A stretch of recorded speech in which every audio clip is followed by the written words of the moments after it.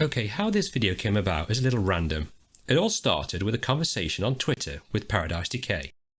It was a message saying he got a ticket for a retro computer museum in Leicester, and that he was meeting up with Reckoner VR and a few fans of his channel.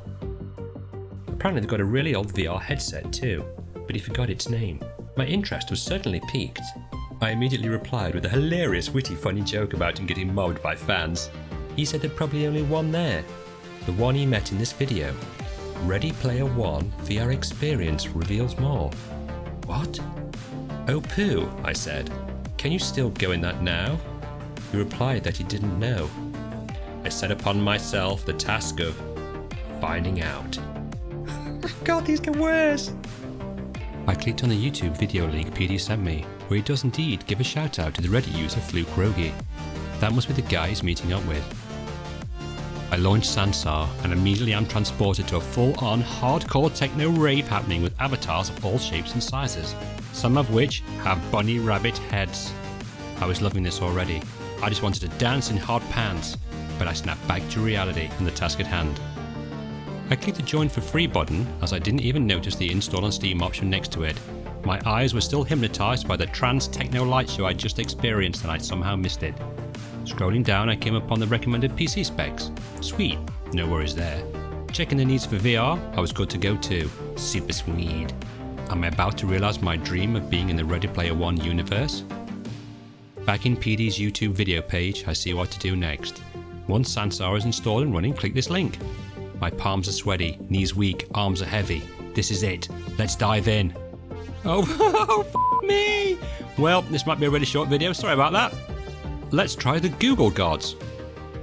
A quick Google search for Sansar Aechs Garage yields the following results. I click on the first link available and pray to Zuckerberg it works. The page is live with 542 hearts.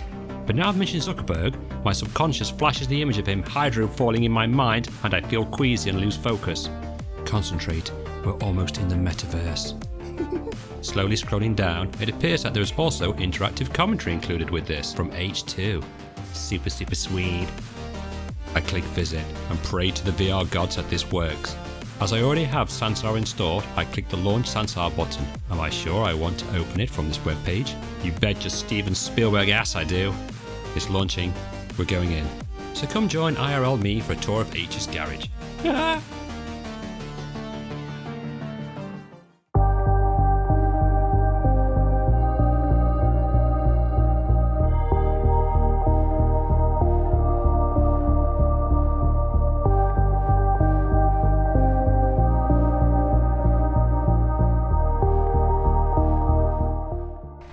And we're in. Welcome guys to Ready Player One, Aechs Garage. Ready to work. And it is amazing. So I hope you all enjoyed that intro and... wait, what? Oh wait, I've got tiny hands. When I loaded Sansar first in, I created an avatar and I just randomized it. And I believe I am a female. With... kind of... yeah, sci-fi clothing on. So that's... wow, I've got tiny hands. So we're in. Finally. Let's have a look round. Kiwi's bike. I will click on a few of these so you can see what happens. I've just nipped in briefly to see if it worked and it did. So I came straight back out, started recording straight away. Look at the lighting. The Iron Giant. Activate the Iron Giant. So, I've also just watched, for the millionth time, Ready Player One. Oh, there's my shadow. See if it is the same. And there was bits in there that I noticed and they came in here and they are the same. Like the TARDIS. Didn't even know that was in there. This is amazing. Okay, I've altered the graphic settings somewhat. So if you press Y on the Oculus Quest 2 controller and go to settings, you can see the various ones there. We're about to start in the world, but if I go to graphics VR, I have turned shadowed atmospherics on and ambient occlusion on. If I turn them off, don't know if you'll see any difference. Oh yeah, you can definitely see a difference now. Let me turn that back on. And that as well. And it makes it look so cool. So just press Y again to get back to my little girl hands, and there we go. So yes, the TARDIS was hidden away in the corner. If you press the grip button, it will play the voiceover from Aechs, so let's listen to that. Where would Doctor Who be without his trusty TARDIS? The answer is nowhere. TARDIS stands for time and relative dimension in space, and allows Doctor Who to travel through time and space while always blending in with its surroundings. Well, it used to blend into its surroundings, now it's permanently stuck as a blue English police box. But don't let the size fool you, it's bigger on the inside. Okay, got the little bigger on the inside than the outside joke in. Very clever. This is so amazing. Special thanks to Paradise Decay. As you saw in the intro, it's very random on how I found this out. I've not heard of it before. Ooh, I'm walking a bit skew-if. You can also teleport, I think. Oh, that's jump. Is it A? If you hold down the A button, you can teleport around. So I will go straight to the starship. Boop. Like that. Swordfish. Now that is from Cowboy Bebop, an anime. I've not seen it, but I know Netflix are bringing out a live action version of it soon as well, aren't they? I'm not sponsored by Netflix or affiliated by them in any way. But, you know, hit me up. You must try this, guys. It's a free experience as well. Cameron's dad's car. What's this? No big deal. Just a 1961 Ferrari 250 GT Spider, California. The most beautiful convertible ever built, and one of the most expensive cars in existence. Ferrari only made about 56 of these total. Who knows how many are left? Until I find one out there and earn a bazillion credits to buy it, I decide to make my own in the Oasis. Just please don't kick it or anything. Oh, Ferris Bueller. This is the thing about this film. If you're of a certain age, as I am of a certain age, an 80s kid, and a lot of these references, the Battlestar Galactica, is it Viper? Things like that, Ed 209 from RoboCop. It just brings back those nostalgia feels, doesn't it? You know, like sitting watching E.T. or The Goonies for the first time as a kid. I think that's why I get really giddy about it. Dead or alive, you're coming with me. Ed 209 looks massive. Look at the size of the guns. So standing here, I can turn around. Look at the sheer depth and scale of it. It's massive. It's just a humongous warehouse. Do yourselves a favor and check this out. It's just stunning. Well, I am struggling to walk, as you can see. I don't want to click on everything. I want you guys to have some fun playing it too. I will zoom to Spaceballs van. Let's see what it says about that. Eagle 5. I couldn't resist. To the layman, this is a modified 1986 Winnebago Chieftain 33. For the true believers, this is the one and only Eagle 5 from Mel Brooks' 1987 masterpiece, Spaceballs, a classic example of filmmaking at its finest. Captain Lone Star and his trusty dog/co-pilot Barf piloted this beautiful hunk of metal and rubber around the galaxy in their quest to save Princess Vespa from the evil Lord Dark Helmet. Want to be the Barf to my Lone Star? I really want to watch Spaceballs now. We're heading back this way. I'm going to go over to the desk and check out all the toys on there. There's a Cylon Raider on the wall too. How did I miss that? Fraggle Rock. Yeah, the lunchbox with all the spaceships in, like Battlestar Galactica, they're all around here. I believe the grab mechanic's a little funky, as you can see.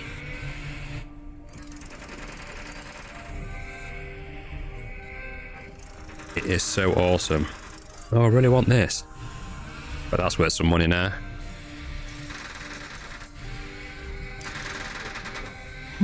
How did that get in here? It's definitely not mine or anything. Maybe some kid left it. Let's just leave it alone and keep going. Nothing to see here except the vintage limited edition Fraggle Rock lunchbox featuring some of the most adorable, fun-loving puppets of all time. But yeah, it's definitely not mine. Even this is really, really cool. Look at the detail on it. Oh, dance your cares away. Anyway, worse for another day. Let's go and check out Aech's room as I dance. Bam, bam, bam, ba-dum. It's very sensitive, the walking. Okay, let's go up. Whoop. I say again, the sense of depth and scale is amazing. How can we have a game like this in VR? Just the entire Ready Player One world, please. That'll do me.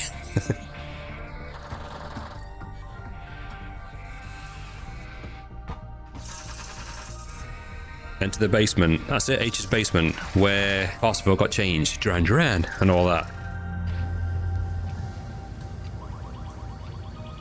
Oh my god. This is amazing. Right, can someone recreate this as well in Oculus Home or something like that? And I can have it as my home. Sword of Omen. No way. Whoa, careful with that. This, of course, is an exact replica of the Sword of Omen from Thundercats. In its resting state, the sword is a dagger, but when it's called into action, it extends into a sword and vaporizes bad guys with an awesome energy blast. See that red stone in the hill? That, my friend, is the Eye of Thundera, the source of all the sword's power. Thundercats ho! Oh, I used to love that cartoon as a kid. Underpants! Underpants! Underpants! Oh! Just me? Oh, it works! Okay, I'll put that back down. I don't want to be playing with the Sword of Omen. Sorry, Lionel. So let's have a walk around here. Looks like the missile from... Oh, what's that film now? Weird Science. Focus on the Wall, Gremlin, Star Trek. I've never watched The Breakfast Club. Never seen that. Beastmaster. I can remember watching that as a kid. The little ferret things, wasn't it? Ah, Will Wheaton. I always wondered what that was on there for in the film. But now I've listened to the audiobook, so Will Wheaton does the commentary on that. And that is how I read the books. I listened to the Ready Player One by Will Wheaton and Ready Player Two, which I quite enjoyed. But it does seem to be getting a lot of hate. Oh.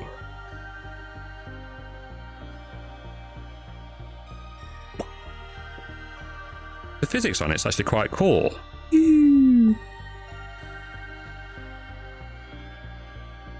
Enjoy Coca-Cola. Other soft drinks are available. Hoverboard. Click, click, click. I'm so excited. Whoever came up with the idea for the hoverboard is a genius. Now, normally I'm not a fan of pink, but I make an exception in this case. Back to the Future 2 gave us so many things. Self-drying jackets, power laces, dust-repellent paper, and Grandpa Biff. But the Mattel hoverboard is still the greatest thing to come out of Future Hill Valley. Just remember, hoverboards don't work on water. And it hovers too. Genius. Okay, let's have a wander over here. Speaker spell? Oh my god, it is. I can remember this as a child too. I actually saw a tweet from Gamertag VR the other day showing a picture of a museum with various Commodore 64 and things and like that, and it had a speaker spell in it. So that made me giggle. That shows when you're getting old, when that's in a museum. Indy's hat.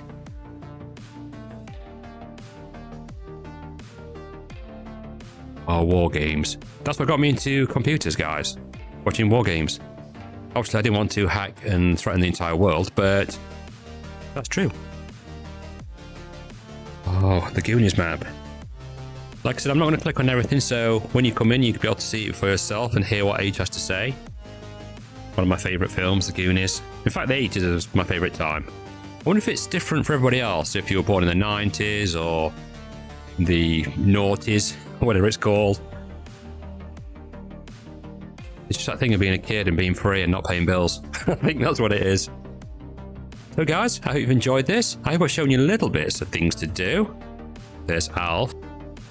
And there's the video recorder from Back to the Future. I'm sure there's lots of other things around here that you can pick up and play with. That'll bring back those feels. lots of things I've missed, like Joust and stuff like that. But I want you to click on it. I want you to jump in on this. And hopefully, using my tutorial type / intro very poor thing, you'll be able to jump in and play it. So until next time, that was a quick video. Me and my girl Hans will say goodbye. See you in the Oasis.